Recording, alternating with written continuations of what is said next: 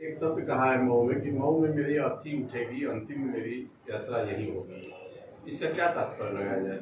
अरे कोई पहली बार तो कहा नहीं है। जब मैं 2014 का लोकसभा का चुनाव लड़ रहा था तो कुछ लोगों ने दुष्प्रचार किया था कि बेंगलोर से आए हैं, पैसे वाले हैं, हार के चले जाएंगे, जीत के चले जाएंगे। मैं हार गया। लोग कह रहे थे कि तो वापस बेंगलोर चले जाएंगे। ठीक उसके तीसरे दिन इसी हिंदी भवन में पुरानी रिकॉर्डिंग होगी, फेसबुक पर वीडियो को तो देख लीजिएगा। मैंने आकर उन लोगों को जवाब दिया था कि जो लोग ये कहते थे राजीव राय बिजनेसमैन है, हार के चले जाएंगे बेंगलोर, उनको मैं कहने आया हूँ कि मैं आपके दिल में रहने आया हूँ। जब आपको समझ में आए मुझे दिल्ली भेजना, लेकिन मैं आपके दिल में अपनी जगह बनाऊंगा और घुसी को अपना लिया हूँ तो आजीवन यहीं रहूँगा और मेरी आखिरी सांस भी यहीं से टूटेगी। मैं कहीं और जाने वालों में से नहीं हूँ। राजीव जी, ऐसा क्या है मऊ को आपने चुना है जो आप हार्टली लगाव कर लिए हैं मऊ से? इतना क्यों? देखिए, पहला मोहब्बत आदमी इंसान कभी भूलता नहीं है। पहला चुनाव में ज़िंदगी का लोकसभा का ही लड़ा और वो मौका मुझे घोसी में मिला। कल्पनाथ राय जी का नाम सुनकर हम लोग बड़े हुए थे, विकास पुरुष, और वो एक हम लोग कहीं थे बचपन में सुना करते थे। मैं कल्पनाथ राय जी से जब मिला तो प्रभावित भी बहुत हुआ था। और जो वैक्यूम हो गया, ये ऊपर वाले का निर्णय था कि मैं घोसी चुनाव लड़ने आऊँ। और जब यहाँ आया तो हारा जीता, लेकिन मुझे अब यहाँ का हर गली, मैं एक दिन आज से 8 साल पहले वो पटेल ढाबा पर हम लोग बैठे थे, 2-4 पत्रकार मित्र भी थे।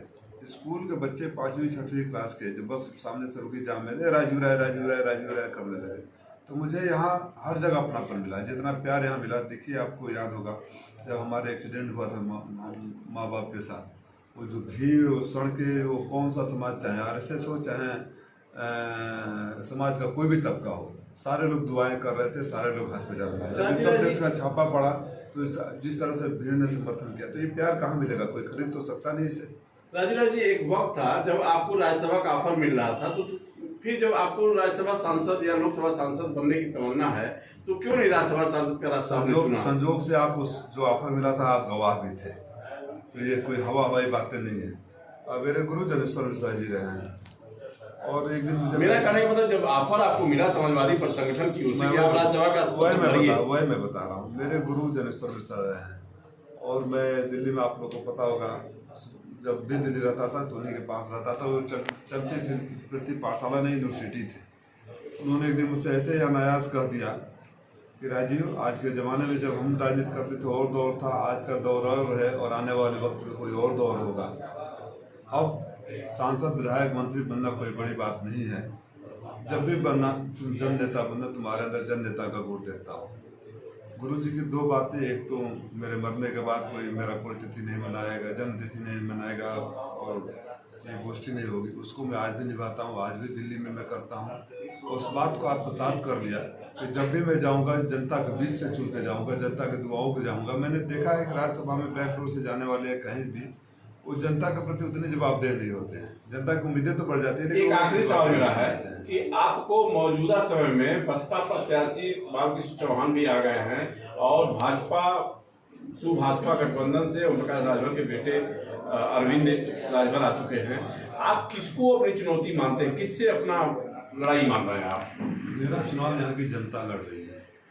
यहाँ की जनता इसलिए लड़ रही है, जो भी नाम लिए आप लोग, जब आप लोग गवाह हैं, मैं मंच से कोई भाषण नहीं दे रहा हूँ क्योंकि आप लोग विटनेस रहे हैं। आप लोग के कैमरे में वो कैद है वो मोमेंट जब यहाँ कोरोना काल में, लॉकडाउन में मैं घर घर अनाज, दवाइयाँ, मास्क को पहुँचा रहा था।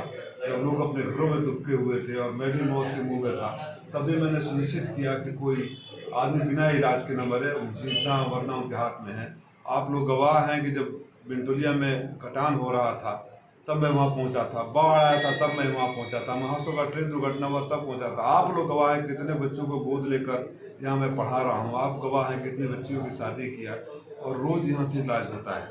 तो जब और कोई नाम है, जो 2 नाम है जिन मुसीबत के घड़ियों में घोसी के साथ खड़े हो, कोई एक वीडियो क्लिप दिखा दे कि आज जब कोरोना आया था, जब महामारी हुई थी, जब बाढ़ आया था, जब कटान हो रहा था, जब एक्सीडेंट हुआ था, जब लोग अनाथ हुए थे, तो फलाने नेता भी उस वीडियो क्लिप में है। तो चूंकि मैं जनता के बीच में रहा हूँ, चुनाव जब जनता लड़ती है तो चुनौती कोई होती ही नहीं। जनता के सामने उसको कौन चुनौती दे सकता है? ओपी राजभर में इतना अवगुण था, उसके बाद भी उनका समाजवादी ने अपने में जोड़ लिया और बाद में फिर वही समाजवादी उनके खिलाफ हो गई। वो समाजवादी के खिलाफ होगा। नहीं, जिस तरह का उनका भाषा और आचरण रहा है, जिसके परिणाम आज वो भोग रहे हैं, वो हमारे समाजवाद की संस्कृति से मेल नहीं खाता था। उनको कई बार राष्ट्रीय अध्यक्ष जी ने समझाने का प्रयास किया कि भाषा संयमित रखिए, राजनीति में विरोध होता है, इस तरह की भाषा का इस्तेमाल नहीं करते। आपने कभी अखिलेश जी को शालीनता के परिधि से बाहर जाकर बोलते हुए देखा है, और उनको अच्छा नहीं लगा तो चले गए। लेकिन उनको निकाला गया या चले गए वो छोड़ के? उनसे कह दिया गया कि अगर आप नहीं सुधरेंगे तो आप स्वतंत्र हैं, आप जहाँ चाहें वहाँ जा सकते हैं, या तो सुधर जाइए या तो चले जाइए। बसपा प्रत्याशी आज हमारी शुभकामनाएं उनके साथ है। हकीकत उनको भी पता है, आपको पता है। कोई लड़ने वाला थोड़े कहता मैं हार रहा हूँ, कोई लड़ने वाला नहीं कहेगा ना। लोकतंत्र में सबको लड़ने का अधिकार है, दावा करने का अधिकार है, अंतिम निर्णय तो जनता करती है। ओम प्रकाश राजभर कहे थे कि हम बीएसपी से सेटिंग कर लिए, तो क्या माना जाए कि जो प्रत्याशी आए हैं सेटिंग करके आए हैं? देखिए, इसका जवाब तो ओम प्रकाश जी देंगे और चौहान साहब देंगे। मैं तो अपने मिशन में हूँ और 10 सालों से हूँ। मैं यही बोल रहा हूँ ना कि अगर कोई बैक डेटेड कोई एक वीडियो एक क्लिप दिखा दे, जनता के दुख सुख में कोई खड़ा हो, तो मैं नॉमिनेशन नहीं फाइल करूँगा। कभी कोई नहीं रहा है, तो जनता के मैं सारे लड़ रहा हूँ, जनता मेरे साथ है। तो कौन क्या कहता है क्या नहीं कहता है उसको परवाह कौन करे, क्यों करे? क्या लग रहा है कितना